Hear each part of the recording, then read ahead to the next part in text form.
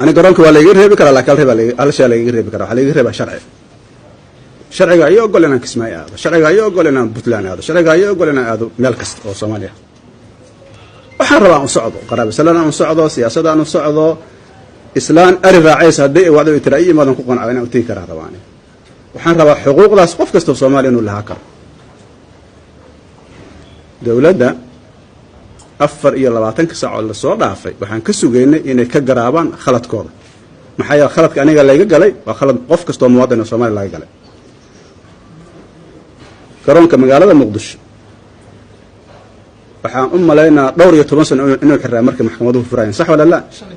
15 sano dawladii ku meel gaarkaada aan hogaaminayay waxay ku guuleystay ugu yaraan terminalka inuu noqdo meel laga soo degi karo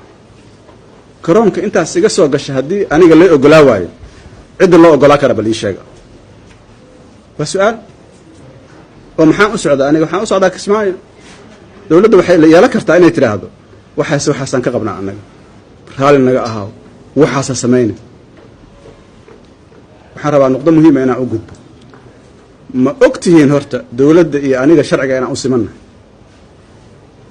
waxaan u wadaa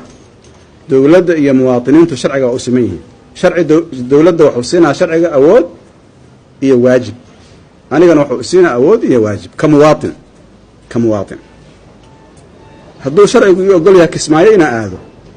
Kismaayo meel gaar ah oo Soomaaliya hadduu ii ogol yahay dawladana waa ogol yahay garoonkaas hadii farmaajo uu ka bixi karo xaq u leeyahay anna waa ka bixi kara way fahmaanto malina hadduu sharcigu ii diido asagana waa u diidaa macnaheedu waxaan rabaa inaan fahmo waxa la isku haya waa sharciye afartii sano madaxweynaha kama hadlaynaa dhahana waa ogolna laakiin muxuu sameeynaa madaxweynaha dawladdiisa maxay ka shaqeynayaan waxay ka shaqeynayaan waxa sharcigu ogol yahay haddii ka leexdaan marka maxaa dhici kara waxaa dhici kara dawladnimada inay burburto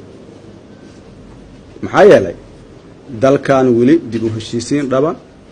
iyo wax la isku og yahay adag